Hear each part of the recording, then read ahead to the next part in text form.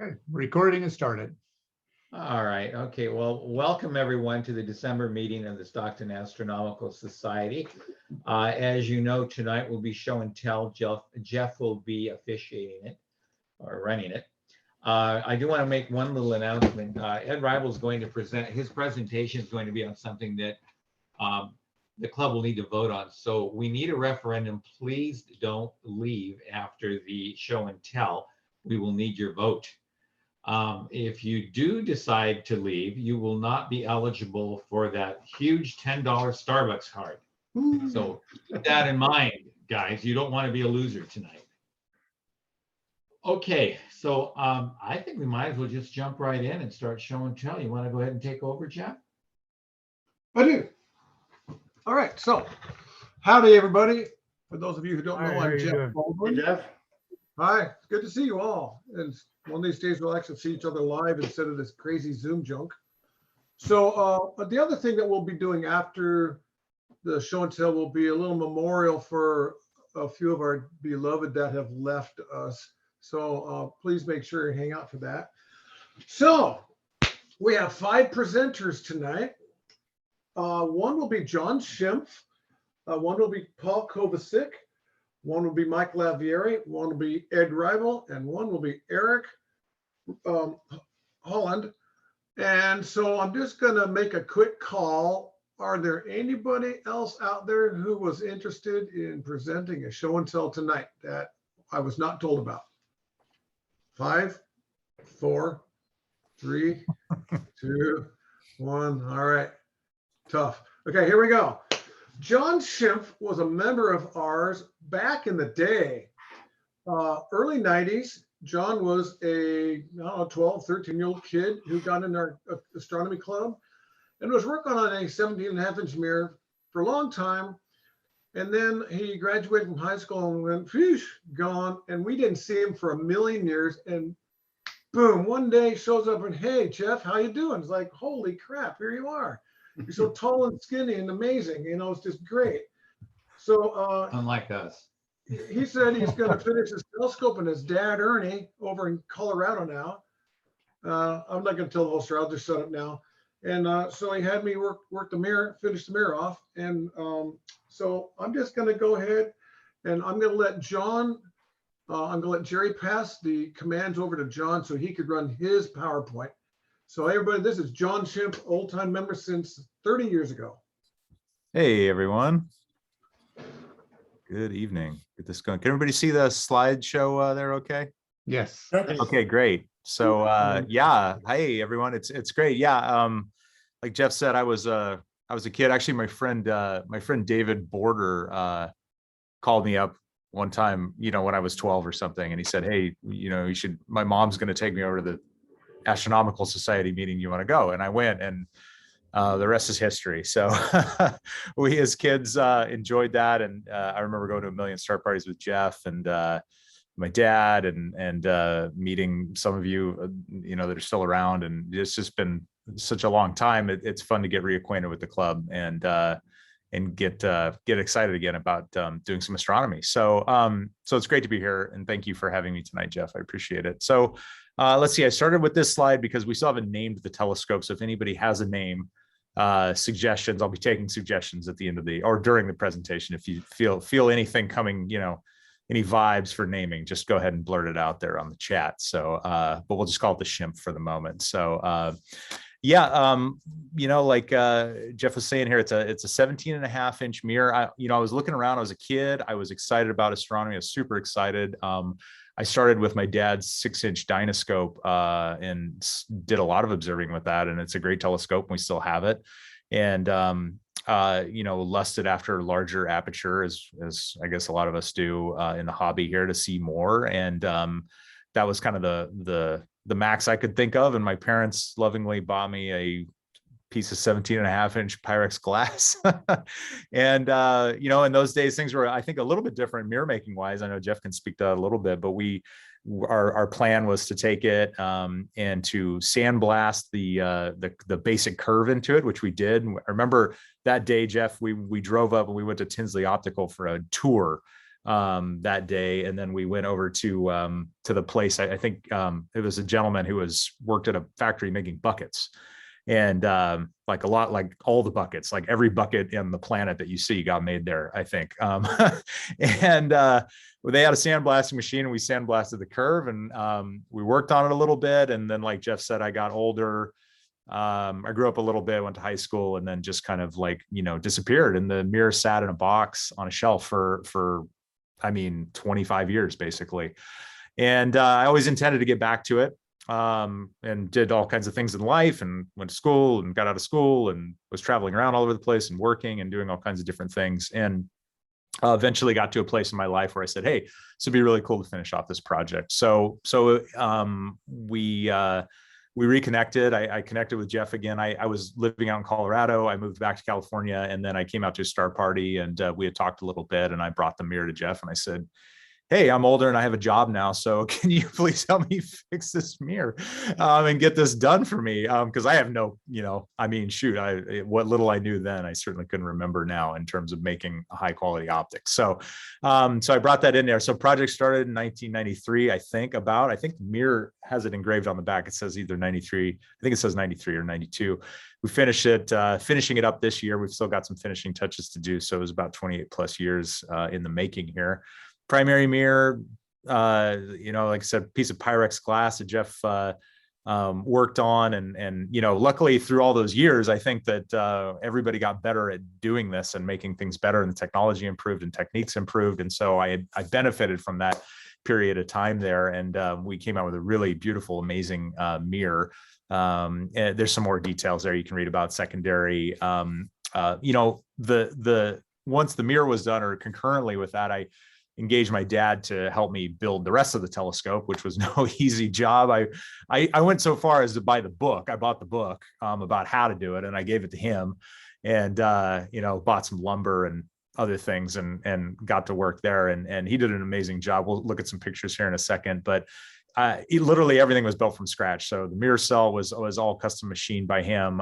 He built all the cabinetry, all of the assemblies, everything handmade 100% by him out of that book. And it's just an incredible telescope. It's absolutely beautiful. It's sitting here in the background here and in our chat, and came out great. And we would consult about a few things, and he would go off and work on it. And it just came out just like amazing. And not only just like looks great, but just perfectly done dimensionally, quality wise, all of the things that make a telescope great in terms of the quality of the build that support the optics. Everything there is just been done 100% well and amazing. And I'm so grateful for it now that we're finally, getting a chance to look through it here. So, I tried to load it with really good stuff. I got a great secondary mirror. I got a great, great parts for it, a great focuser with the SIPS unit. It was something that Jeff had recommended. Good, finder scopes, all this kind of stuff. I tried to really source out high quality stuff, because to me, this was like a family heirloom. This is something hopefully I could pass on to my daughter, something I can get a lot of enjoyment on, a lot of enjoyment with using, and also to help other people discover the hobby as well. So I'm really looking forward to all of that. So this was literally from our first planning meeting. It was so long ago. This is the original sketch we did. Just kidding.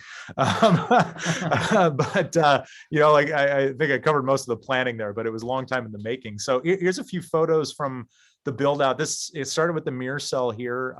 I think it started with that. I couldn't tell the sequence of the pictures, but you can see the different stages here, machining out the triangles. Again, I literally leaned on my dad for all of it. He's a great machinist and builder. Lucky me. So he took all of these ideas and plans out of this book and built everything, welded everything, sourced all the parts, machined everything perfectly, and it just came out absolutely beautifully. I mean, as good as anything you could buy. So at least on an amateur level, it's absolutely fantastic, without going into crazy NASA land. So the upper tube assembly here, there's a few cool pictures. I'll try to host these pictures if you're interested. I've got a bunch more, and I can put them up on a Flickr or something like that and share that link if that's interesting to anyone. But there's some construction pictures there of putting it together, cutting the circles, mounting the secondary mirror, getting the optics aligned, all of that. The mirror box here, everything is super reinforced and solid and square, and everything it needed to be to support that mirror assembly, to support the spider assembly, the ground board, all of that is just, again, just really nicely done. We use beautiful, I think it was Baltic birch plywood, I think, on everything. And it came out great. It looks absolutely amazing. Here's some specs on the mirror. So the mirror, wavefront error, 13th wave, RMS 1/40th wave, Stroll ratio 0.975. I am told that this is all very good. I am still learning what these numbers mean, but the notes that Jeff sent me this morning, this was all in reference to sort of what's considered good, and these numbers all exceeded that greatly. And so also grateful for the attention that Jeff put into the optics here, because obviously a telescope is only as good as its optics. And I think that, again, waiting and getting more experience on all sides and all of this stuff, and at the end of the day, just made for this really amazing mirror and amazing telescope. And I've only really looked at one object so far, which was M42, and it was, or the Orion Nebula. I think it's M42, right? And it's been a while, sorry, but it was beautiful. I thought it was absolutely amazing. Here's the team here. So there's our beloved mirror maker Jeff there on the left, and my dad on the right there in his shop, finishing it up. So thanks to those guys again. Huge thanks. None of this could have happened without you guys. So thank you very, very much. And here was our first light here. Here's Jeff and I actually weren't in the same picture, but I went ahead and did a little magic there to make it look like we were, but because we were the only two people there at that point. But there we are. We got these truss poles we had some issue with. We had some changes along the way with the primary mirror.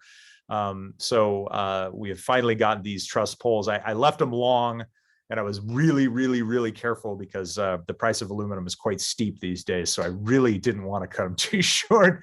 And so it took a while. It took some hours of pipe cutting in the back of my car up at the heliport site. But it was a beautiful evening, and I had a great time just focusing on that and getting it dialed in. And we got it just right, I think. And the images were spectacular. And I was going to say, this is the picture that I took on my iPhone of the image, the first light image there. Just kidding. But that was the object either way. So in my dreams, but at least we saw part of it. Theoretically, I saw all of that on some sort of like, spiritual brain level maybe, but it was beautiful nonetheless. So, goals for this, I got to find an appropriate name. So please, in the chat, like I said, if you think of anything throughout the meeting or afterwards in the shower later, whatever, let me know. I'd like to go and re-observe all the Messier objects. Years ago, I got a Messier certificate. And I talked to Jeff about this, and I think it would be a great way to get me sort of reacquainted with the night sky and a nice goal to have. So I'd like to do that. And I've got that all ready to go and programmed into my Sky Safari. So I'm ready to rock on that. I'd like to shoot some planetary photographs. I think that would be a great hobby. Photography is a big hobby of mine. I shoot a lot of video, shoot a lot of photography professionally for my career. So I would love to cross that over. And lunar photography, especially. I've been on this big Apollo kick, listening to this podcast like crazy about all the Apollo missions for the last couple of years. And it's just, I'm a nut about it. So I would really love to get some stellar lunar photographs with that. I think that's just the right telescope for that. Engage in some community outreach. I'm a Stockton guy, third generation. So, I'd like to go out to some of these events that you all have and make a presence there when I can, when work allows, to get some younger people involved and, share with family and friends, of course, my wife, my daughter, my parents, our friends, my brother, all of those folks that have been, wanting to look through this telescope for the last 25 plus years. And then for myself, just to kind of rediscover my connection with the sky and all of that. Because, for those of us that do it, I think it's a special thing, and it's easy to, it was easy for me to forget how special it is and interesting it is, and how much we see and how much we can observe, and how much, most of the people that walk around every day around us don't have any kind of clue about what exists out there and what we can see with even a modest telescope. So for myself, it's going to be really nice to get back into that and get back on that wavelength. So thanks, Stockton Astronomical Society, going strong all these years. Thanks, Jeff. Thanks to my dad. And look forward to a star party near you with the new telescope. Thanks. All right, John, thank you very much. That was outstanding. So it's been so fun seeing John come back and meeting his new wife and his brand new kid and getting back under the stars with us. It's just been a blast. I'm so glad that rolled around that way. Thank you. All righty. Paul Kovacic. I always get the C and the V backwards. Kovacic. Yeah. He's up in Ione, and he's been at every star party and all the Oak Grove parks, and we've just been having a blast together. He's new to astronomy, and I'm not sure how you found me or us, but it's been a blast having you in because you're just a kick in the butt. And so he has some pictures he's going to show us tonight. So everybody, this is Paul Kovacic. Well, thank you, everybody. I Stockton Astronomy Society, and all my research said, join an astronomy group. You won't regret it, and I have not regretted it. I've learned so much, and I probably will be learning for the rest of my life. So thank you, everybody, for all the help you've given me. Jeff, you've been a great teacher. Years and years ago, I did film photography, and eventually I sold that camera, and then I got back into digital. So this has become a new passion for me. So can everybody see my screen? Yes. Yes, we can see it. All right. All right. So this is the Kennedy Gold Mine. When I was experimenting with doing star trails, and this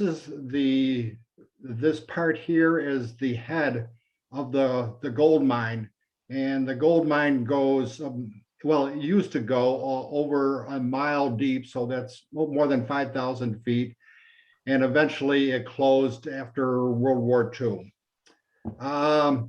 So this is right near Jackson, and this was very close by to me. So it took me a couple of times to get this, and I did some lighting, as you can see here, and I managed to come up with this photograph.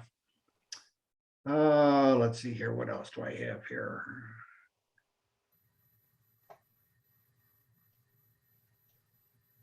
I shot the Neowise comet last year, and the comet is very clear, and I actually got a shooting star in here too. So this is kind of a interesting treasured photograph for me. I shot this on Route 88, looking, let's see, where was I? I think I was looking south from a repair place. So this was kind of a cool thing for me to do. This is the photograph that started me in astronomy, the great conjunction of 2019. So Jupiter, and you can see the moons, 1, 2, 3, 4, and Saturn. And I shot this with a 1200 millimeter. I didn't have a telescope yet, but this was with just a shot with my camera. And then I had like a 15-minute window, and then the fog rolled in. So I was really lucky to get this shot. So blame it on this photograph. This is what got me started in astronomy, because I said, I wonder what having a telescope would do for me. So there you go. Picture of the moon. And I don't even remember what I used.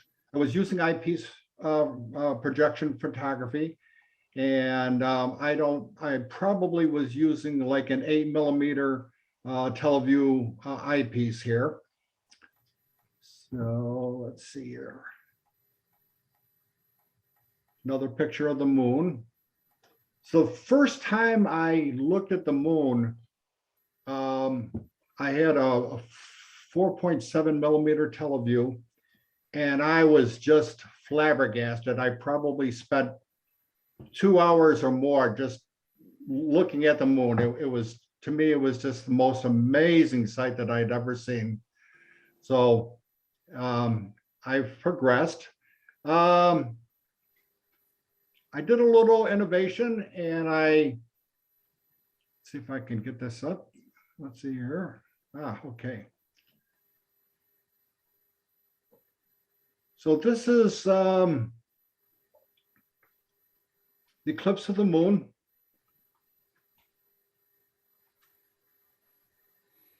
And I did, I attached my camera to my telescope mount, and I shot this time-lapse video of it. So this is about 2 minutes long, or maybe a little less.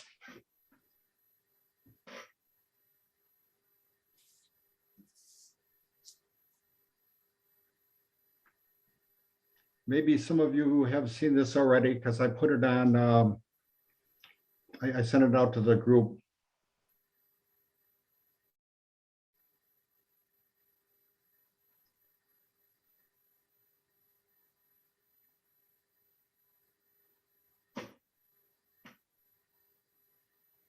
Again, this was a really neat thing for me to see and do. I was up all night.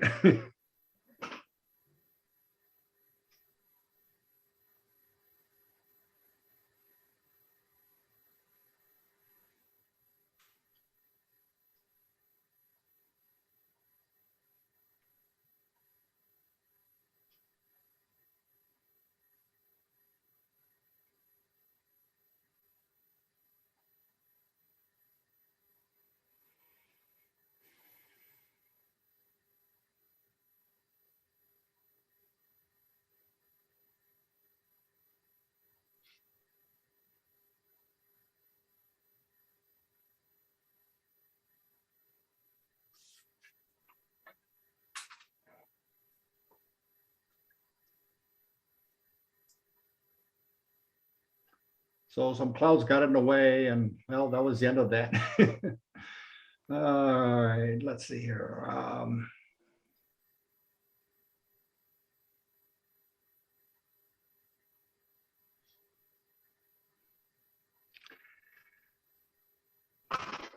So I've been shooting a little bit of planetary stuff, so I managed to get Saturn. I have a lot to learn. This was the moon at Peddler Hill, and as you can see, it was just a crescent.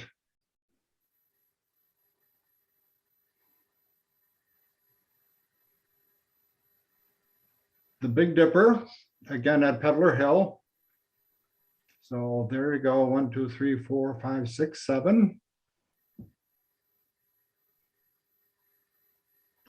And who could forget this past summer when the smoke and the wildfires just obliterated our viewing for what, several months on end. So I just took this picture with my camera on my phone.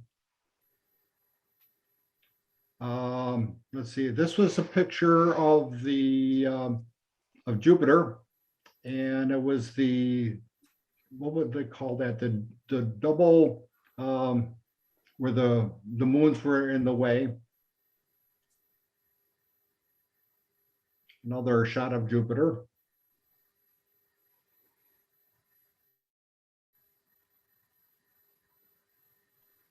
And this was just the moon and Saturn and Jupiter pretty close together.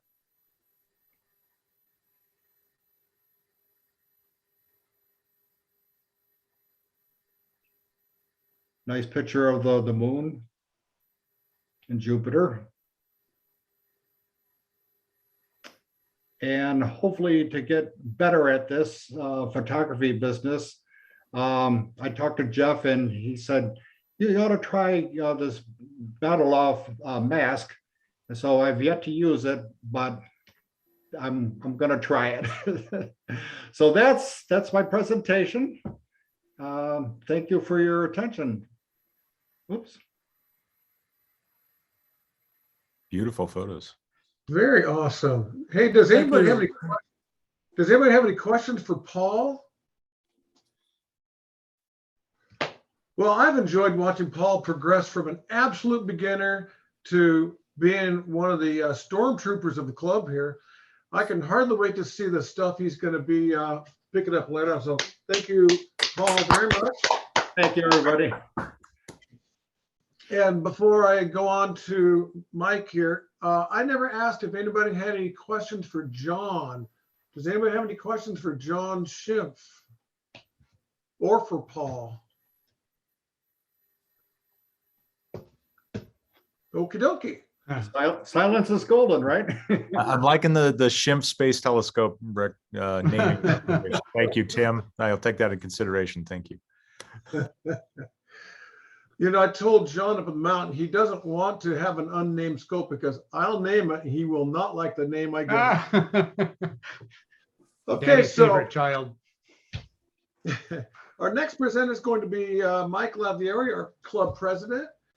And he has built the utmost awesomest telescope. It's a 32-inch f2.8, and it's been running out for a couple years, but he's been adding and adding, and he's in the middle of a really awesome upgrade to it right now. So while I get the PowerPoint going, Mike, I'm going to go ahead and hand it off to you here. Okay. This is probably the weirdest lecture you're ever going to get on show and tell. The subject matter is ridiculous. The first question you're going to ask is why? But anyway, we'll get into it, and you'll see the frustration I had trying to do this, but it's also a kick in the pants type of a project. So are you able to, okay, that's a nice telescope, but that's not mine. There's your birder. There we go. Really? Yeah, I click it, it just isn't happening here. There we go. Awesome. Okay, this picture was taken, what, about 4 years ago, right after I had the mirror luminized. And since then, a lot of things have been added on, like a transportable, well, it's a motorized trailer jack is what it is, so we could haul it around without lifting that 400-pound behemoth. And it's been working well, but the main problem is it doesn't have a drive system to turn the telescope and follow the stars. And what that means is when we're using about 300 power at high altitude, Jeff will find an obscure object and say, hey, look at this. And by the time I get up there, it's gone. And then we got to relocate it. So it'd be nice to have a tracker on the whole thing. Anyway, so there are several different kinds of trackers that are commercially available. The original one was, the most common one was a ServoCat. And Jeff actually had one of those. And I would say it didn't work well at all. You had a nightmare with it, wouldn't you say? It was a nightmare, and it was an endless nightmare, and I don't want to talk about it. Anyway, since then, Sidereal Technology, and they've been out for at least 10 years, has come up with a better system. It still has its quirks, but it's definitely better. It does require that you have a large pulley of some sort on the lower part, which would be right at the very bottom of the telescope. And that's about 40 inches in diameter down there. You can probably see that very bottom thing. Okay, and then also the other part where you see the black bearing there, that's 42 inches in diameter. And we won't talk about that this year. Maybe next year when I get to that part, we'll deal with it. So anyway, so why don't you go ahead and go to the next slide here. So I decided that the best way to do this was not to have a pulley because it can slip. You can put belts on there with notches, and Jeff has done that with fair success, I would say, right? Sure. I had a sheet of aluminum 4 feet by 4 feet. I bought explicitly, it's 1/8 of an inch thick, to use as a sliding, or use as a platform where these roller bearings would roll on that, and I could turn the telescope. But since then, I decided I'm going to get a Lazy Susan that's about as big as that, and I'll show you that in a moment. So anyway, I did all the math. It made sense. I went ahead and cut a circle 40 7/8 inches in diameter. You can see that. I cut it out of there. So go ahead to the next. You can see how big it is just relative to the handsaw. And go to the next one if you can. Okay, this is already cut out. This is later on in the project. However, the tools I use, I thought a lot of things, Dremel tools, all kinds of things, and none of them really worked well. However, went to Harbor Freight and they had 3 orange little files. One was 1/8 of an inch, one was a little bit bigger, and the biggest one was 3/16, and it was exactly what I needed. And then a flat file and then a square file. And so go ahead to the next one over there. Okay, this is when I'm getting into the project. The black sprocket there I ordered through eBay. It was supposed to be used for an electric bicycle, and it had the right number of teeth. They're all spaced 1/4 of an inch apart. And I'm supposed to match that. So I thought, great, I can do this. Well, it's a little harder than it looks.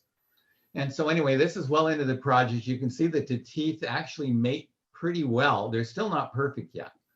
But anyway, Amelia, as a retired dentist, this is dedicated to you. This is the closest I'll ever get to being a dentist with those teeth.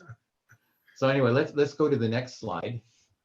That's the chain, and that's all the teeth cut out there. And you would think, all right, I did a beautiful job, I thought. I actually moved it in, I made it into sectors, right angles, and then I split that, and I split that until I had every 4 inches. That would have been, let's see, 4 times, we have 16 teeth. It had to be right on the money. So each, I don't know if I can show it on that. Here's the mouse. Okay, so we'll go back. Let's get back there. So what I wanted to do is, let's say from here to here is 4 inches. That would be marked. I'd put a divider on it with really sharp prongs in it. See how much it was. And I go to the next one. It would, and I keep going all the way around, each time making small adjustments till they all matched. And so if you think about it, if each tooth is 1/100th of an inch off, these are 512 teeth. I'd be 5 1/4 inches off. Okay, well, 5 1/8 inches off. So there's really a lot to this. So anyway, once I got this together, I said, okay, let's see how it goes. So I went ahead and put the chain on there and just say maybe we picked right here, fits perfectly, and stops right there, 1 foot. All of a sudden, chaos, nothing matches. So then I put the chain here, 12 inches, everything matches. Whoa, we got a problem here. So I widened the teeth thinking that would work. It did to limited success. And then I started thinking about it. I called my buddy Jeff and he says, well, there's a lot of things that can go wrong, including bias. Maybe there's something you're doing that's inherent in the system that's never going to work. So I started thinking about it. I said, he may have something. Okay, let's go to the next slide. Well, actually what happened was it turned out that the radius was slightly long. And the reason is that the teeth are not exactly the same and they don't fit perfectly as if it were machined on a CNC. So this is the a Lazy Susan right here. I got this from England. It's 39 inches in diameter. This moves one way and this moves the other way. This attaches to the top of the telescope. This attaches to the baseboard down here. And so you can see the teeth and actually the teeth sticking out between each of the rollers in here. And this is when I had it about halfway and I really felt good about it, knowing that it's probably never going to work, but at least I got some teeth to work. Now let's do the next one. Here's another view too that is a little bit more spectacular. And that does rest on this piece of Baltic birch plywood here. And anyway, let's go to the next one. This is a Lazy Susan. You can see from the door handle here, which is typically 40 inches above the floor in most homes. This is the pantry of my rental house. And this is it right here. This thing weighs about 12 pounds. And so I did not want to use that entire sheet of aluminum attached to this because the aluminum was at least 12 pounds, probably closer to 15. So if you could do the next one, Jeff. So finally got all the teeth done. I actually got it to work. The teeth lined up properly. It took me forever. I went around at least 5 times, each time deepening it a little bit and then cleaning it up so that the teeth looked decent and they would fit inside the roller bearings, which is on the chain.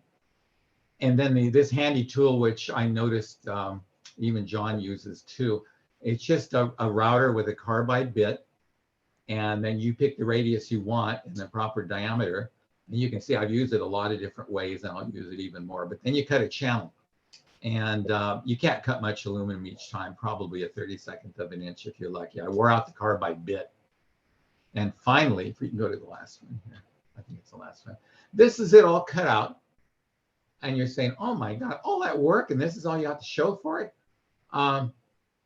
But it really is a work of art for me because I didn't think it was going to work. So as far as I know, it is working. And then the last picture will show how it goes together. This is the Lazy Susan, and this fits right on top of it. It falls all the way down. I'm going to have to prop it up just a little bit with spacing so that the belt won't rub against the baseboard. This isn't the baseboard, but that piece of plywood was. And so anyway, I'm not sure I have something that's workable yet, but I'm pretty sure it will work. I've actually put the chain on there, and I couldn't tie it together because I wasn't sure how long to make the chain until it's attached to the telescope. But I actually ran the chain. It's 15 feet long, so I can make about a half a turn, and it goes fine. And the good news is it only has to turn once every 24 hours. So it's way slower than a clock's hour. It's half the speed of a clock's speed on the hour hand. So I think it's going to be just fine. It should work good. So anyway, that's it. If you want to ask me why, I don't know. It seemed like the right thing to do at the time. In retrospect, if it works, I'm a genius. If it doesn't, well, pretty much how my life is. So anyway, that should do it. Thank you. If you have any questions, most logical one is, again, why would you do that? But I needed it. As simple as that. Well, You I'm fi- just amazed. You filed Oh, go each ahead. tube by hand? Yeah, of course. It looks like it was machined, doesn't it? Now, okay, really let me good. say one thing. Okay, I have a whole new respect for clockmakers of the 17th century, making their own gears by hand. It can be done. And watches, I looked it up, and they use needle files. And they're very, very small, about the size of a needle, and they would actually carve out those teeth. And you can make it work if you're patient enough. And that's not one iteration. That's going around and around and around. And if I'd had any sense, I thought about it later, I should have flipped the whole thing over. And whatever errors I had in bias, it may have canceled them out. But it turned out it didn't matter. It turned out that wasn't the It problem. wasn't the problem. Yeah, it was the just- radius was off. Yeah, right. And that was determined by a million factors: the angle of the teeth, the width of the teeth, the depth of the teeth. I mean, there are a lot of factors that I had no idea what I was getting myself into. But it's feasible. It can be done. I just saw Jerry nod off there. Did you see Jerry, that? wake up. This is good stuff. He's gone. Mike, very innovative, very cool. Hey, I had Mike, another question for Mikey. Mike, when you're tracking, do you think you will need to lock the Lazy Susan at all? Or Well, you- this is what's so cool about this, is the top layer has the Lazy Susan with the gear attached to it. Below that is the regular telescope parts, which has the Teflon pads, and that rubs up against the bottom of where the Lazy Susan is. So what I've got is a tracker on the top part, and I have a clutch down below so you can move it. So I'm using the original parts and adding one more layer that has the Lazy Susan with the chain on there. Okay. I hope that makes sense. So Yeah, I it don't know if you remember when my telescope was a slewing track, you'd have to slew it with the motors and then track it. So I changed it so it's bearing, so I can drag it and then it tracks when it goes. So that's what he's got going, is the chain will be the tracker, the Teflon bearings will be just the bearing. So he'll be able to move the scope, let go, and the encoders will tell him where it's at. It'll keep tracking. And if you want to make small adjustments, you can just by moving it, or you can use the hand pad. Or if you want to make a major movement, you can use the motorized drive, which is annoying as heck. Well, you have your telescope has that. You know, it's making this racket for about a minute. Or you can just take it and move it. And that to me makes all the sense in the world. Now, if you think this is a challenge, the altitude bearing, the other one, is even more challenging. So that's my next project. Cool. So my question is, was our screen working okay? Is that me? What was the slideshow working for you guys? Yes. Yes. Okay. Depends on what it was supposed to do. Well, did I have my screen share going? Yes, you did. Okay. All right, well, thank you all. That was awesome, Mike. I think Mike's telescope is just so awesome. I can't even use mine anymore. Well, thank I'm you. sorry. One last question. How long did Yeah. it take? How long did it take you to actually file the whole thing down Yeah. Um, from start to uh, finish? Yeah, that's a great question. It took me a month, but it was at a rental house. I'm working on the rental house and refurbishing it. And so I'd spend an hour, hour and a half till my back wouldn't take it anymore. And then I figure out that I was getting nowhere, and then I think about it, and then I go back and try it again. So I probably had about 50 hours, Cool. which isn't bad. It looks like it's machined. Almost. Not quite, but it's decent. Any other questions for Mike? Thank you, Mike. Good job, Mike. All right, so our next speaker is going to be Ed Reibel. Ed Reibel was our president back in the 90s, and he, one of the things that I really enjoyed about Ed was he took a broken set of bylaws and a constitution, and we got together and we reconstructed it to a nice, legal, intelligent format. And he really left his mark on our club with that. And he was gone for quite a while. We called him back a few years back to have him repeat the process again and kind of get our bylaws and our constitution back up to snuff. And he has saved this club numerous times from the disorganization and disasters that come with things that aren't quite up to snuff. He's a great leader and has always been a good friend of mine. And he has come back recently to get involved with what he's going to talk about next, which is the Sky Mount. Well, we're going to talk about that later. What he's working on for that thing that we're going to talk about later is some solar telescopes for docent work for kids to be doing. So, Ed, I'm going to try to go ahead and get my share screen going here and get your PowerPoint up. Ladies and gentlemen, this is Ed Reibel. I really did click it. If somebody's background noise is coming through, you might want to. I'm gonna mute everyone, and then you guys that need to speak can come back. How's that? Okay, can you hear me okay? Yeah, Yeah, we can hear I'm gonna mute somebody. everyone. Just a minute.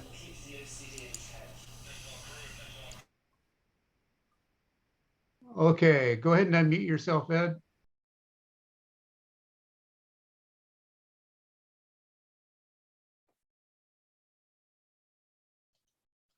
You're still muted, Ed. How about now? There we go. All right, Just want to get rid of that background noise. okay. So everybody can hear me now? Yes. Okay, thanks, Jeff. Thanks for the kind words. This is a solar scope that Jeff and I have been working on. Jeff's been doing all the work. I've been doing the finding of information about how to build it. I'm showing you this view because it gives you an idea of the length and size of it. You may recall that last month's newsletter, there was a picture of myself with a prototype that Jeff had made of this thing. It's 5 feet long and 8 feet wide, 8 inches wide, and it's made out of 3/4 inch Baltic birch plywood. Jeff, you want to go to the next slide? Okay, this is the solar scope in action here. The light from the sun goes down through the lenses and those two first boards there and projects an image, a 3-inch image of the sun onto that white piece of paper on the bottom board. This thing was originally made up for looking at eclipses, but what Jeff and I wanted to find out was, could we see sunspots with it? The idea here was to project an image large enough and accessible enough for a large group of kids to look at. So this particular scope was made for the Sky Mountain Outdoor Education Center, which we're going to be talking about more during the business section of the meeting. So you want to go to the next slide, Jeff? Okay, this is a close-up picture of that image you just saw of the sun down there on that piece of paper. And you can see there are 1, 2, 3, 4 sunspots that do appear. So we had success there. We can actually see sunspots with this. You want to go to the next slide? Okay, this is a picture taken on the same day by the Solar Dynamic Observatory, NASA's satellite, one of NASA's satellites that monitors the sun. So this was taken on the same day, and there are those sunspots. You want to go back again, Jeff? There they are with our solar scope. Go forward. And there they are, viewed by the Solar Dynamics Observatory. Okay, next slide, Jeff. Okay, Jeff is going to take over here and give you an explanation for how the optics of this thing works. So Jerry, I think you're going to have to work some magic there so he can talk.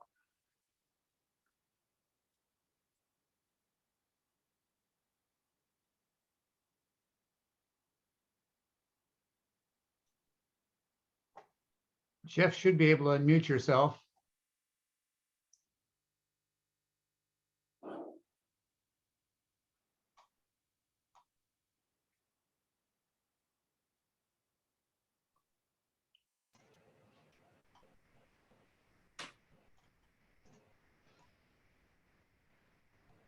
Yeah. There he is. Well, I had to discobuberate. Oh, we want that picture back up. I'm getting there. Okay. All righty. So this is how a normal refractive projection works. You have your refracting telescope, the tube's not here, a star diagonal, and then your eyepiece projects it onto your white sheet here.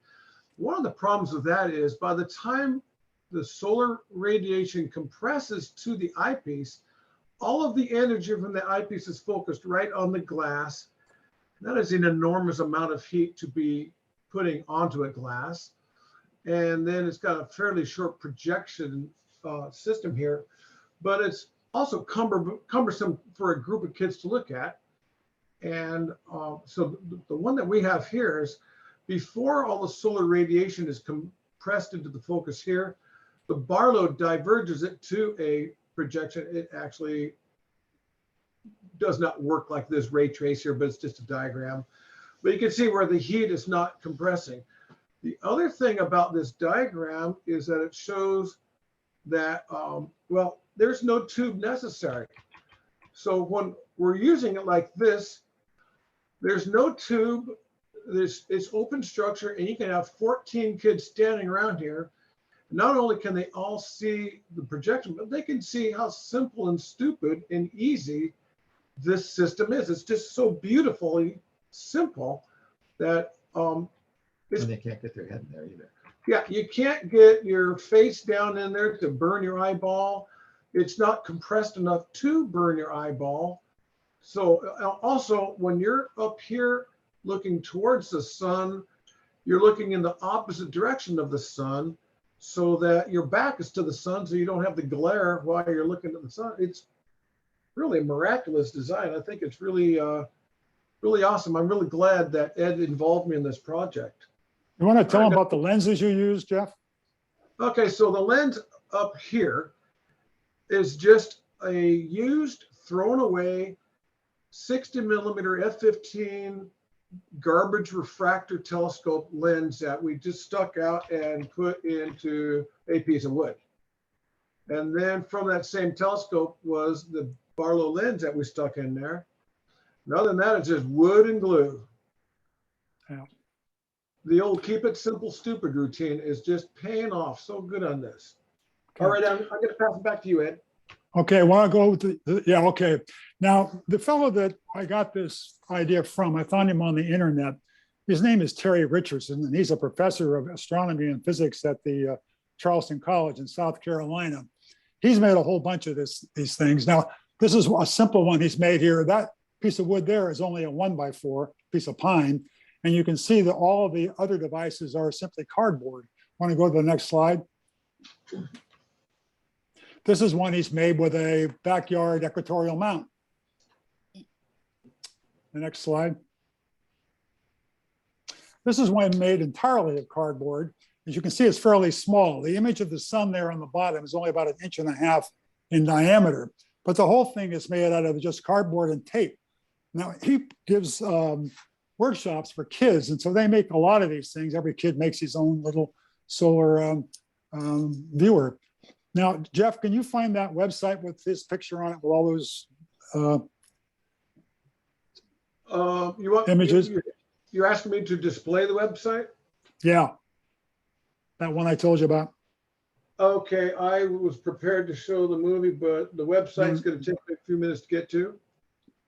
Well, then maybe we better skip it. I don't want to waste a lot of time. Okay. Hey, one thing I want to mention about this picture is this guy must be in the tropics because this thing's pointing almost straight up. He's in South Carolina. Wow. Oh, wow. Look how high that is. Now, I don't know. Maybe he, someone took that to someplace else. To, It's more like Costa Rica or Hawaii. Oh, well. but like I said, he makes a lot of these things. And if you're interested in pursuing that, like I said, you can just Google Richardson as his last name, and then just plug in their solar viewer. And you will find several websites which show him. He's got a video of how to make these things. And plus the website that I was going to try to show here, which showed several different variations of this thing, which are all very clever. So that's basically it. Okay, so here are the, this is the link to that. And so I could try click. Ed, do you want me to go ahead and try clicking? No, it? because the video takes a long time. It's a long video. Okay, so if you guys want me to hover here, I can leave it here. Of course, this meeting is recorded, so you'll have access to this hyperlink if you'd like to go and see the plans and build your own.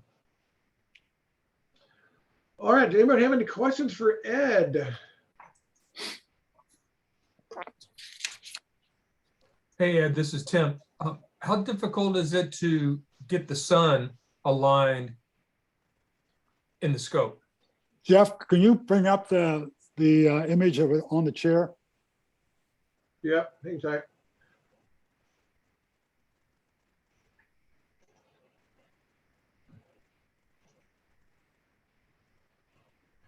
I am clicking it. There we go.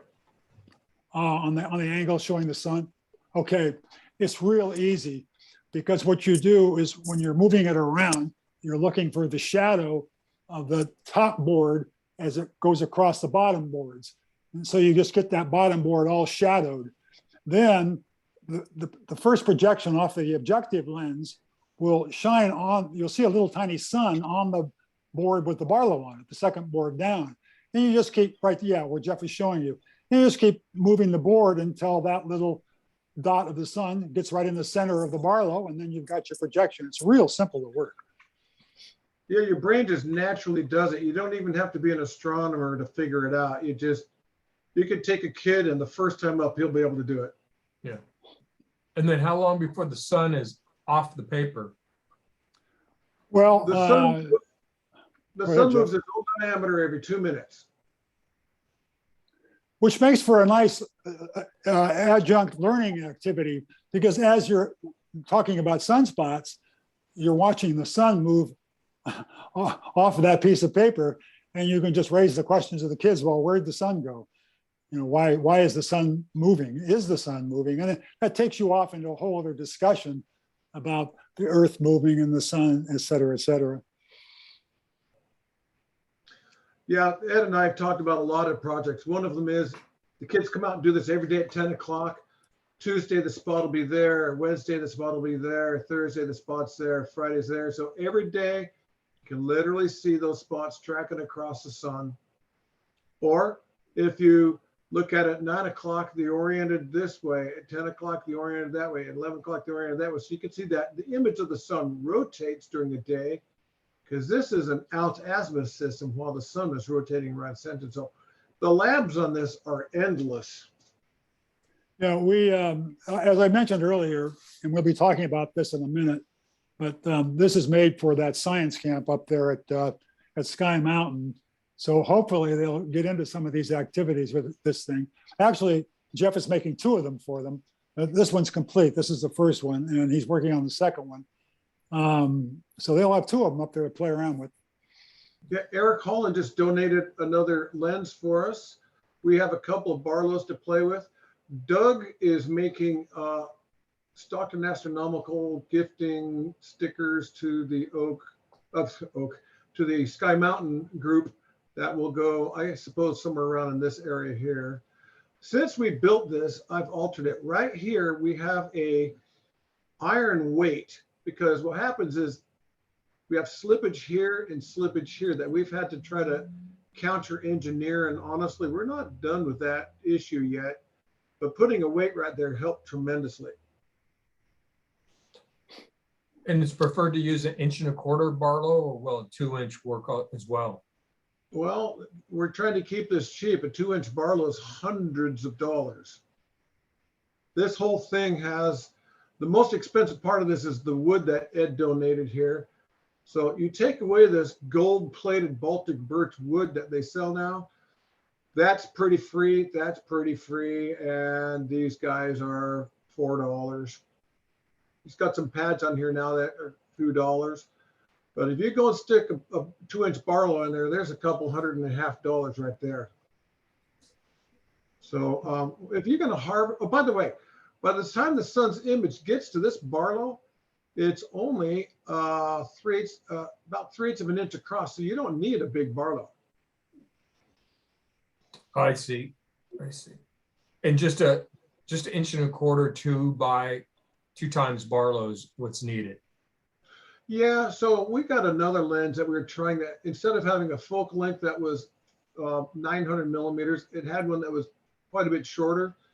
And so by the time we put the Barlow on it, the sun was too small. So I double stacked Barlows, but in double stacking Barlows, we got the sun big enough, but then the Barlow system itself vignetted the image of the sun. We couldn't get the whole sun in there. So there's a little trickery on this. But if we can get an f/15 lens and a 2-power Barlow, this 2-power Barlow is a negative 27 millimeter lens. It works out perfectly. I mean, we really couldn't ask for a better situation here.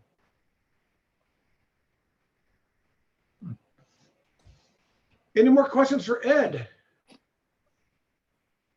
Ed, thank you very much. And it's been fun working on this with you. Okay.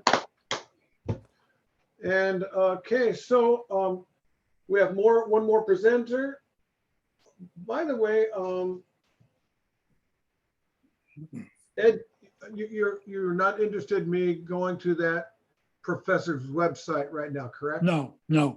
Okay, thank you, because I do have a way to do it. No. Alrighty. So our next presenter is Eric Holland.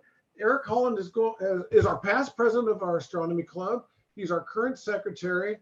He's been doing a bang-up job as secretary. He's an engineer with, I guess it's Diamond Almonds? Diamond walnuts, yeah. Oh, Diamond Almonds. And he is going to be talking to us about the expanding universe. And if I understand it, you're doing your own PowerPoint or whatever. I'm no longer doing that, correct? Eric? That is correct. That's the plan. Okay, so I'm going to pass this off to you, Eric. Thank you. Can you guys see my screen okay? Yes. Yes. Let me move one of my screens out of the way so I can see what's going on.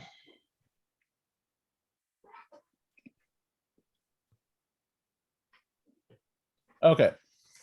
So I wanted to talk to you today about the expanding universe. It's a topic I've recently been digesting online through videos and different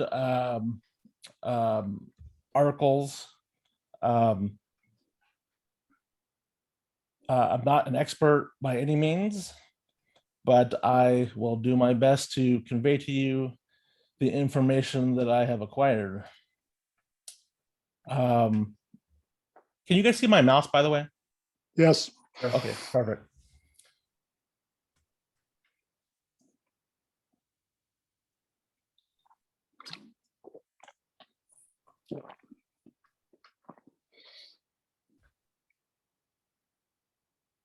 I'm sorry, I'm seeing two different images on my screen. Do you see a slide that starts with a question that says, if light from a star takes? No. No. It says expanding universe.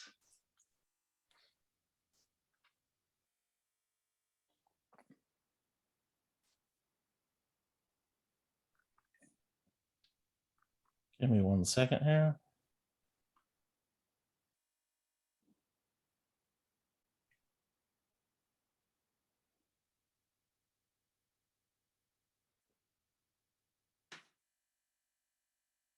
Let me reshare. How about now? If light from a star. Okay. So I wanted to start out with a few simple questions. The first one is, if light from a star takes 1,000 years to reach Earth, how far away is it? Does anybody have a guess? Let's see here. 186,000 miles per second times, work that up into years, times 1,000. 1,000 light years. So the answer is 1,000 light years. Okay, nothing too complicated so far. So if I ask the same question again, if light from a galaxy takes 25,000 years to reach Earth, how far away is it? Anybody want to guess? 25,000 light years. There More are than no that. galaxies 25,000. The universe years is the universe has expanded since the light left.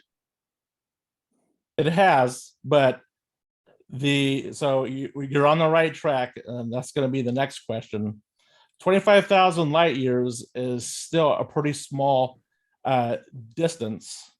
We're still talking about local to our Milky Way galaxy, and so the space really hasn't expanded at such a small scale.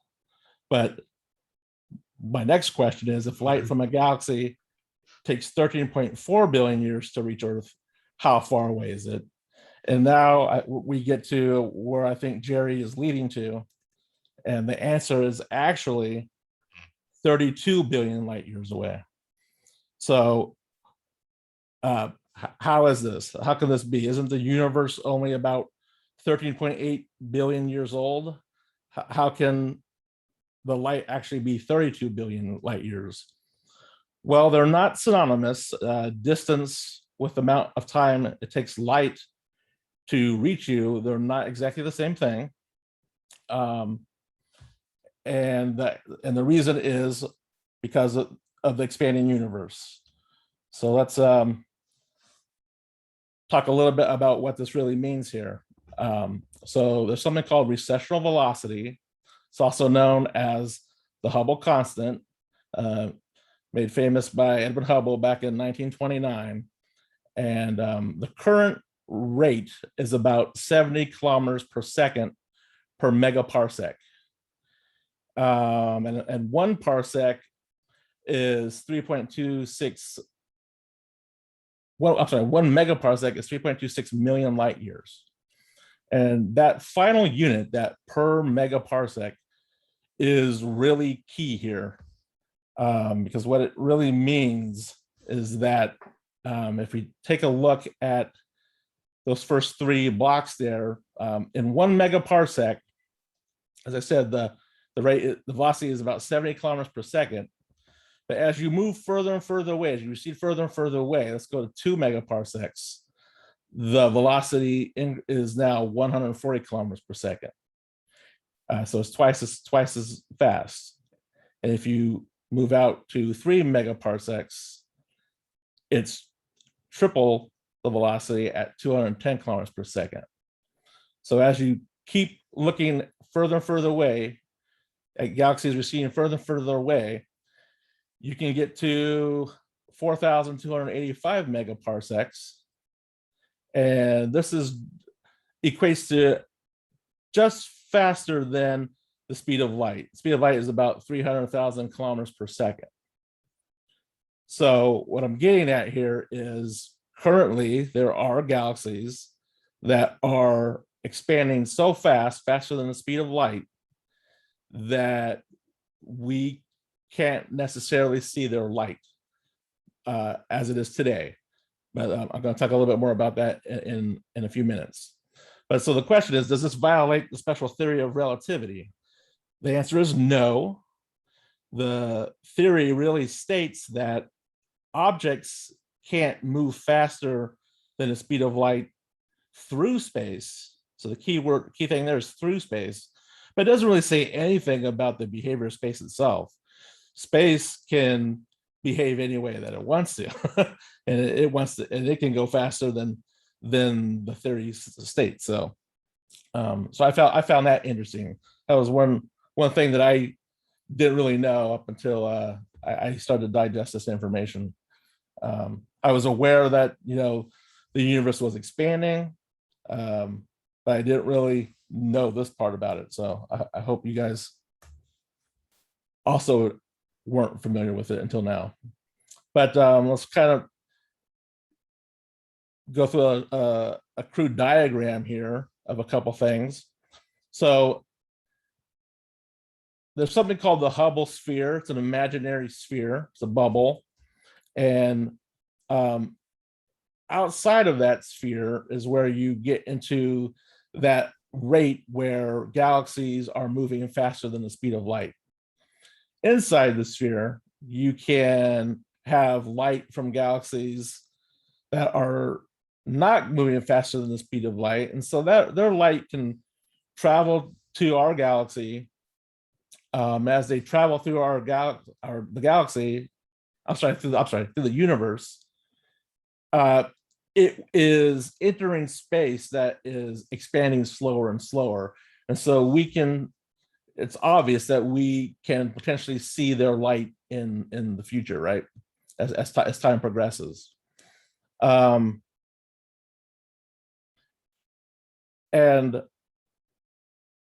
that also happens to coincide quite nicely with the age of the universe. The age of the universe is about 13.8 billion years old. Out to that larger sphere, that's another imaginary sphere. It's called the particle horizon. But within that shell, that outer shell, that's what's deemed as the observable universe. And so the Hubble sphere currently has a radius of about 13.8 billion light years. The particle horizon has a radius of about 46.5 billion light years. And there's some fancy calculations involved, but they have estimated that the number of galaxies that are actually moving faster than the speed of light is about 97% of all the galaxies in the universe. It's a very high number. So that was another thing I was shocked to learn. Another crude diagram here is that, interestingly, due to the acceleration of the expansion of the universe, I guess due to dark energy, the Hubble sphere can get bigger. It can expand along with the universe. And this is a point that was a little fuzzy, but I think I understand it. The Hubble constant is sort of a misnomer. It's not really constant. The value can go up and down. And in both a deaccelerating universe and an accelerating universe, the Hubble sphere can actually increase. It's a ratio. It's the velocity of the distance between two galaxies receding over the actual proper distance to that other galaxy. So depending on whether or not the velocity is increasing or the distance is increasing, can dictate whether or not the Hubble constant increases or decreases. But so in both cases, both a deaccelerating universe and accelerating universe, there is actually, it's sort of counterintuitive, but you can arrive at a time where the Hubble sphere is actually increasing. It's actually expanding in both instances. I have another slide here it's a graph that sort of illustrates what's going on. And let me try and explain this. So we've got on the vertical axis on the left, the time in billions of years. On the horizontal axis, we have distance, the proper distance in billions of light years. And that vertical black line right down the center is, you can imagine our Milky Way galaxy from the very bottom at time zero and distance zero represents the Big Bang, that we're moving through time vertically up to the top. The black dot near the top is like present day, which is about 14 billion years old. But so if we start from the bottom and go up to that first white dot, again, that represents the Milky Way galaxy. It's sitting at a time of about 2.5 billion years in this graph. And if we compare it to that purple dot off to the right, this is like another galaxy at roughly about 5.5 billion light years away. If the universe wasn't expanding, it would just take 5.5 billion years for the light to reach our galaxy. But it is expanding, and so that orange dotted line represents what would happen if the universe isn't expanding. That it would just take 5.5 billion years for the light from that galaxy to reach the Milky Way at roughly like 7.5 billion years old. But it is expanding. So what really happens is this galaxy is getting further and further away. It's following this purple dotted line off to the upper right, up to that cyan dot. So it's getting further and further away from the vertical black line in the center. And since the universe is expanding, the light from this galaxy actually follows like this orange curve to the present day up here at 14 billion years old. And what's also kind of interesting about this is you can see where, oh, I'm sorry, let me also explain these green areas. So the darker green area is the Hubble sphere. Outside of that sphere is the observable universe, but galaxies can move faster than the speed of light. And the blue line here sort of represents that particle horizon that I mentioned earlier. But so what's interesting here is that initially the light emitted from that purple dot, the galaxy, sort of is receding away from us. That light starts out receding away from us, but then as the Hubble sphere gets larger, as it expands, again, it's this dark green curve, it can enter the Hubble sphere, and we can actually see light from that galaxy, even though it's expanding out faster than the speed of light. So really what is necessary is the Hubble constant, that rate, that 70 kilometers per second. The Hubble sphere has to expand faster than the current rate. So that's kind of the third thing that I was shocked to find out, is that you can see light emitted from galaxies that are expanding away from us faster than the speed of light. You can kind of imagine this this dotted line here going off to the cyan dot, inside, more to the left, where it's inside, it starts out inside the Hubble sphere, but as it would go up to the right, it could actually then move outside the Hubble sphere, and then that would be a galaxy where its light would then light emitted from that point on we would not be able to see, so that galaxy would sort of vanish from view. So if we follow, so I haven't really explained the cyan dot here. The cyan dot is just how far away the galaxy has then moved over time. So I had mentioned earlier this white line, the distance to that galaxy was about 5.5 billion light years. When it gets up to this point, where the age of the universe is almost 14 billion years old, it is now about 20 billion, almost 20 billion light years away. So that's kind of the explanation. I hope it kind of makes sense to everybody. But so a couple key concepts is the Hubble constant isn't really constant. The value can fluctuate. In fact, they have tried to calculate it a few different ways. You know, what they do really to get the velocity is they try to determine the redshift. And then to get the distance, they use like standard candles like Cepheid variables or supernovae to try and get the actual proper distance to the galaxies to work out what the Hubble constant is. And then, so the second key concept was galaxies can move away faster than the speed of light.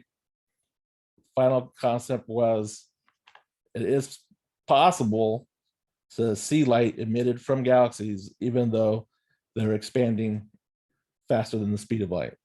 So that was basically the information that I wanted to convey to you guys. Any questions?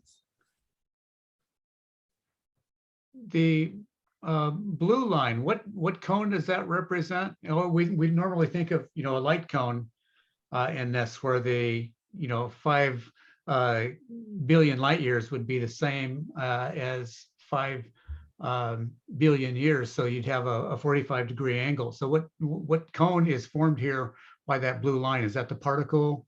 That's the particle horizon. Yeah. Oh, okay. The dark blue line at the bottom. Yes. Yeah.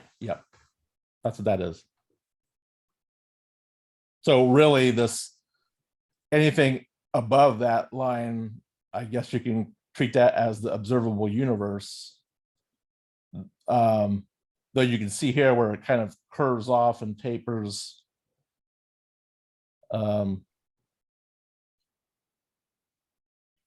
Upwards above that blue line. I don't know if that blue.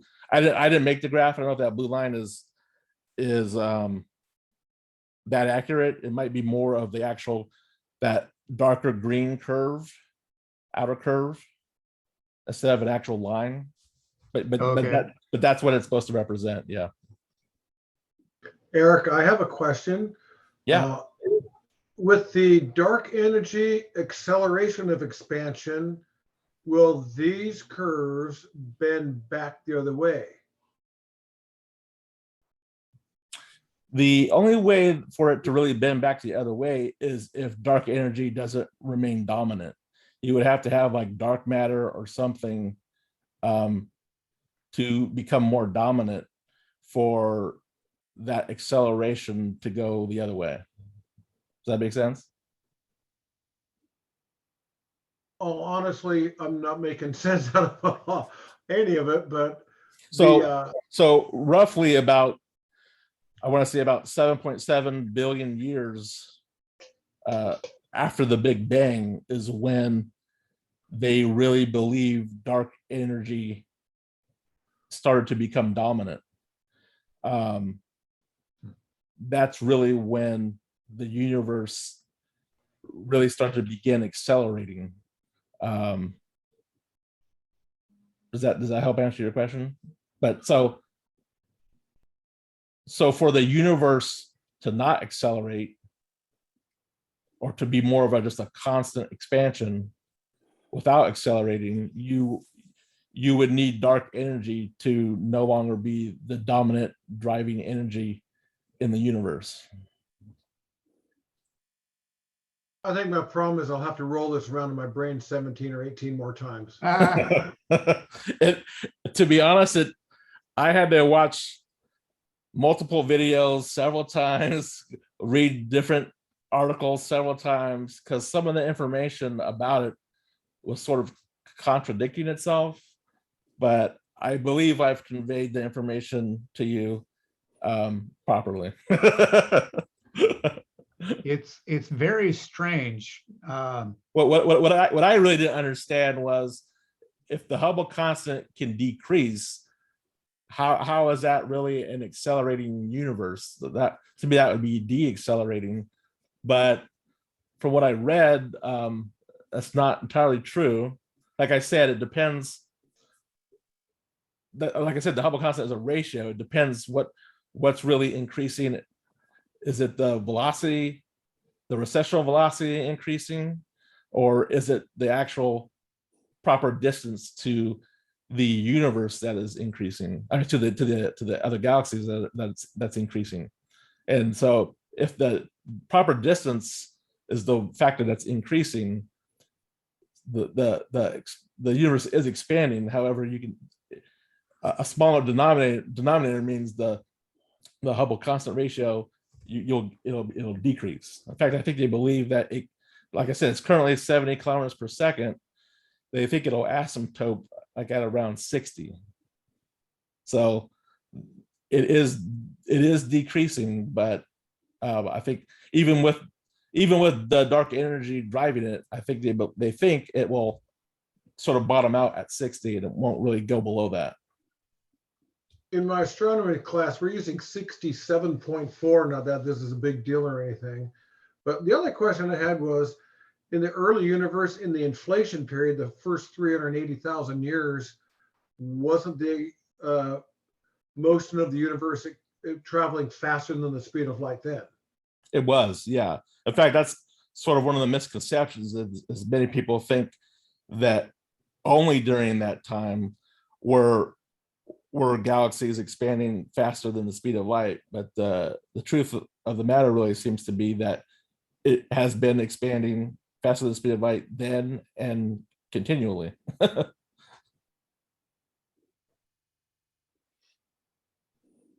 You could pick any two galaxies or points apart as long as it's far enough away.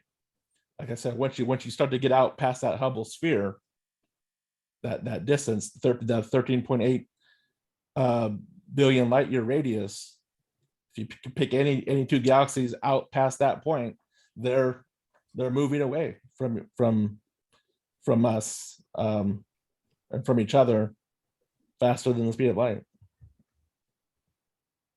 Does that make any sense? Not necessarily. Well, if you pick two galaxies that are close to each other, they aren't necessarily moving away from each other faster than the speed of light, but they're both moving away from our Milky Way galaxy faster than the speed of light. Depends how close together they are. Yeah, there's a difference between things just moving away from each other and space expanding. Yes. So like our Milky Way galaxy is in the local group with, the Andromeda galaxy and like I think 60 some other galaxies. Those galaxies, they're not expanding away from each other. Gravity, they're bounded together due to gravity. They won't move away from each other. They won't expand out. The local gravity is too dominant for that to happen.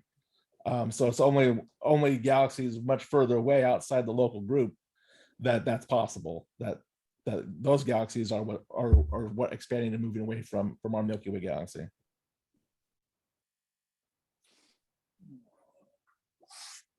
Well, thank you, Eric. Does anybody else have any questions for Eric? That was very good. Thank you very much, Eric. Thank you. Okay, so this ends the show and tell portion of tonight's show. Thank you for all of our presenters. Everybody was quite good, and this is a lot of fun. I love it when we have homegrown presentations like this. We have special projects that are close to our hearts, and I think that's a good blast. I'm going to pass this back over to Mike Lavieri. Eric, you may want to discontinue your screen share. You're I on don't know if I mic. can hear you. Let me see.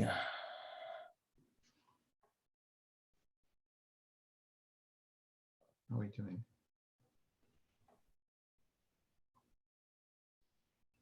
There you go.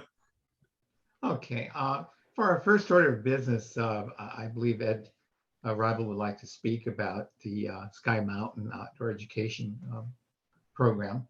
And so are you up to this right now, Ed? Yeah. Let's go ahead and get started. This is really interesting, folks. I'll try to be as brief as I can, but I think this is kind of important. For the last 60 years, the fifth and sixth graders in San Joaquin County have been able to go to a science camp up in the Santa Cruz Mountains. But a couple of years ago, the San Joaquin County Office of Education acquired some property up in the Sierras off of Highway 80, and it's now known as the Sky Mountain Outdoor Education Center, where that science camp is now going to take place. And I was contacted by the Office of Education about the possibility of the Astronomical Societies participating in the development of some astronomy related programs up there. The camp is going to run in 2 sessions. The first session going January through May, and then the second session in August through November. The activities for the kids up there are going to be supervised by naturalists whom the county will hire seasonally. So what they've asked us to do, what the society to do, is train those naturalists in the use of telescopes and how to find things in the night sky. This would mean members of the society going up to Sky Mountain twice a year, once in January and once in July, to train those naturalists. And this will be a recurring thing every year because those naturalists will be hired seasonally. So there's going to be a turnover.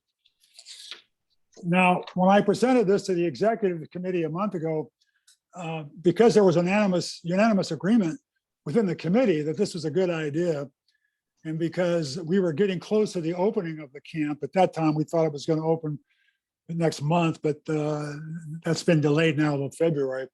But we went ahead, some members of the executive committee and myself, and began working with the Office of Education on the program up there. On November 20th, Jeff and Doug and I went up there and met with Annie Cuniel and Eric Forsman and Chris Whiteside from the Office of Education and discussed our participation. And we even picked out the best viewing site there for where they can put the telescopes. But what we're coming to all of you tonight for is because we feel that this is really something that needs the entire society's support. You got to remember here that that camp has been going on for 60 years, and it services between 5,000 and 6,000 kids a year. So think about the impact that the society can have on the kids in this county, not only now, but in the future, with a really minimal amount of effort. Now, there's a short video, it's a 2-minute video, it's a promo video from the Office of Education, which I'm going to have Jeff show here, and so you can get an idea of what this facility looks like. Jeff, can you run it?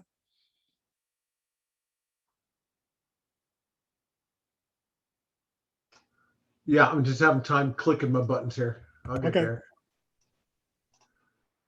Okay.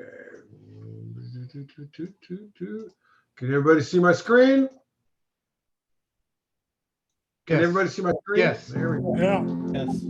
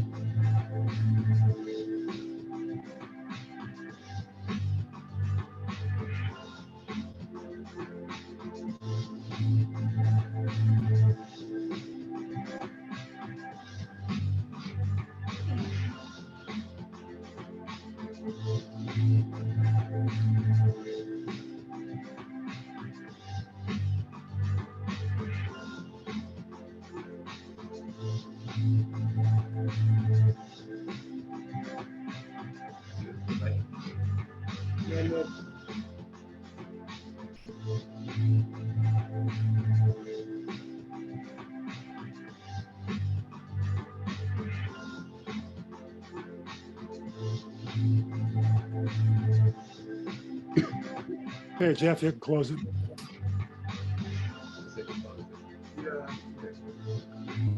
Yeah. Okay. Are there any questions that you would like to ask, or any concerns, or what, before I put a motion in place? And maybe you mentioned this, but how many students, how many fifth and sixth graders would go through there in a year's course? Historically, they've run between 5,000 and 6,000 kids a year through there up at the Jones camp in Santa Cruz. This might end up being more because they're going to expand this throughout, like I said, through that January through May session. I don't think they were going to Jones during those periods of time. So this would effectively allow us to introduce astronomy to 5,000 to 6,000 kids a year. That's correct. And all of them are our local kids. Every These are one of San them, Joaquin County residents. for minimal effort. Okay, and I have one for you as well, just for not my knowledge, but for everyone else's. For those that aren't familiar with what you're presenting here, other than what you just did, what's involved with the club? I mean, do we have to participate? All of us have to participate, or we're excommunicated, or is it voluntary, or? No, what- well, like I said, the main thing they want is people to go up there on once in January and once in July to train those naturalists for those sessions. And that would involve going up there, spending the day up there and the night up there. Now, in my discussions with the members of the executive committee, we've already got, what, 3 or 4 people who are willing to do that. I know Jeff is, I think Mike, I think maybe you mentioned, but you might be willing to go up there. I know Doug is, and incidentally, when we were talking to the folks there from the Office of Education on November 20th, we designated Jeff as the go-to guy for any problems they have with telescopes, and Doug as the go-to guy for any problems they have with sky viewing. So that would be their contacts with us on an ongoing basis, okay, for any problems they have. But we don't know yet because they're still putting the program together. We don't know how many people we would have to send up there on those 2 occasions in January and July yet, because we don't know how many telescopes they're going to be buying. That's still in the works. And we have been, they've asked for advice about that too. And as you know, we've already given them some advice. What they're going to end up buying right now, I don't know.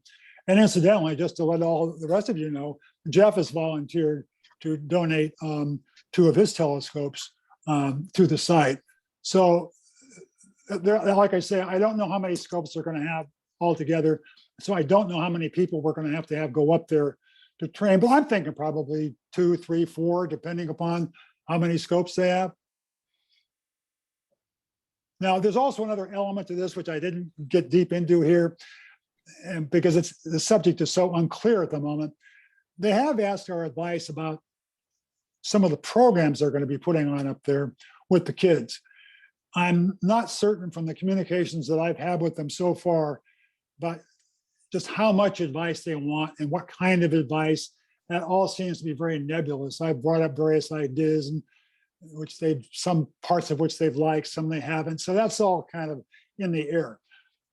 One thing we know with certainty that they want is going up there, training the naturalists on how to work those telescopes and how to find things in the night sky. Those are the main things that we can do for them if we do nothing else.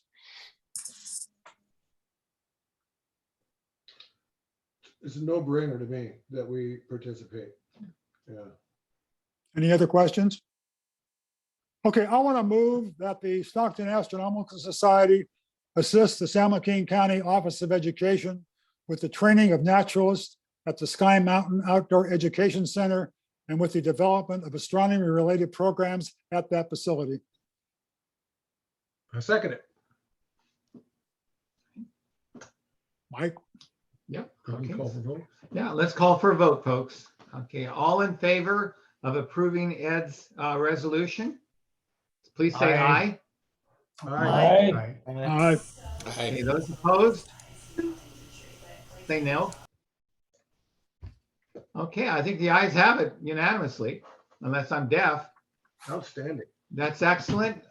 This is great. This is good news for the club, folks. I'm really pleased that all of you are in favor of this. It's going to make a big difference in our club long term, I think, in getting maybe younger members, getting more people to maybe apply for a telescope for striking sparks, and just it'll make our club look better. Thank you so much, Ed. That was excellent. Thank you. Okay, Ed. and Yeah, that I will advise, excuse me, I will advise the Office of Education about this vote tonight. I want to mention that Ed has not only put a lot of time and energy and effort into it, but a lot of personal expense with these projects we've been doing. It's been very, very over the top, Ed. Thank you a lot. You're welcome. All right, so let's continue on. Unfortunately, we've lost some members in our club this year, and to the chagrin of all of us, it's just really been sort of a sad thing. Just recently, we lost one of our very special members, and then Squid lost his wife. I'm going to have Jeff just do a little memoriam, I think, for both of them. And Okay. so let's go ahead and get started.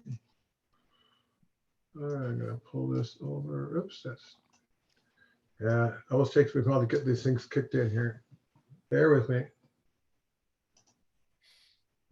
Okay, I'd like to thank Tim for coming up with our little slideshow. So this is a slide that comes before our memoriam, but Tim, did you want to talk this screen out? Or you want me to do it? Yeah, why don't you do it, Jeff, since these are basically the upcoming programs that you're Okay. arranging.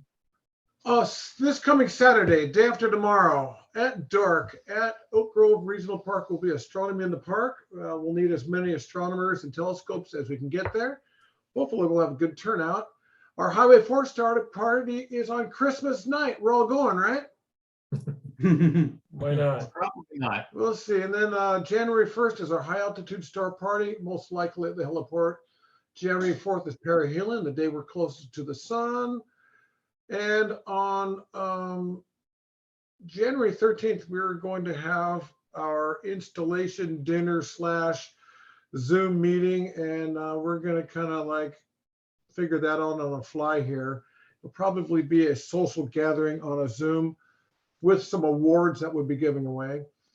On February 10th, we have Haiti Fellfly from MUFON, the Mutual UFO Network, and I'm really excited about this. At first, I thought this was going to be just a little bit on the quacky quack side, but holy snikes, this guy's resume looks like about, it's unbelievable. He'll rival any college professor. I could not believe this guy's resume. Okay, so a little more serious note. Our dear friend, Jim Seiferling, who was at the meeting last month at Lathrop High School, a week after our meeting, passed away from a heart attack at home. And he's just left us brokenhearted. Jim's been with our club at least 3 decades. Jim and Amelia are a standard fixture at our meetings. I believe Amelia is still here with us.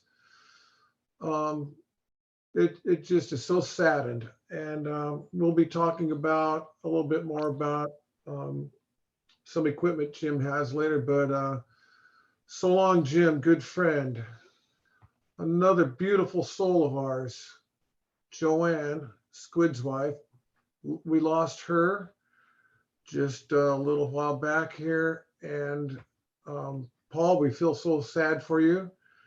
And she's just a sweetie. And so we've lost a couple of dear friends in our club. And everybody keep these people in their hearts and their minds. Both Squid and Amelia are here, so we may want to message them in some way. So can I segue on to telescope? Yeah, Okay. sure. So, Hey, Jeff. Yes, sir. Jeff, excuse me. I just want to say something about Jim. Thank you. I joined the club. Gosh, it's been about 6 or 7 years ago now, and I borrowed one of the club's loaner scopes, like a 10-inch Meade scope. The thing was a monster. I think it's still in our inventory. Anyway, I was having the darndest time trying to get any useful viewing out of that thing. Eyepieces were a problem, focal length, the exit pupil wasn't matching up. It was just a nightmare. And after I talked with Jim on the phone a couple of times, he offered to meet me up at Highway 4 one Saturday evening. Jim and Amelia drove all the way from Rio Vista to Highway 4 just so he could bring me some eyepieces and help me focus that scope and get some viewing started. And I just thought that that guy was great for doing that. I learned a bunch and just really recognized the kindness and the character of the man when he did that. So Amelia, love Jim, love you, and just want to, I have that special memory in my heart forever.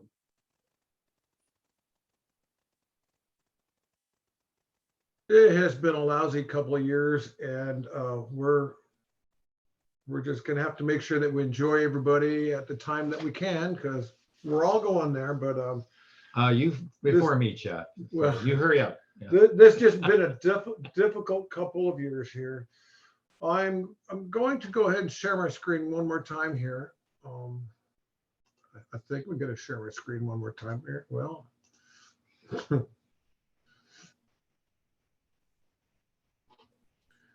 I got that evil blue circle. There we go.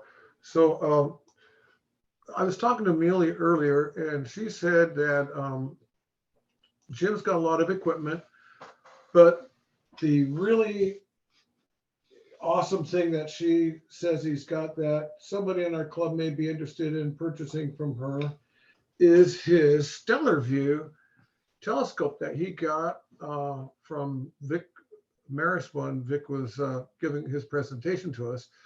This is no slouch of a telescope. Jim likes small telescopes, but Jim liked good telescopes.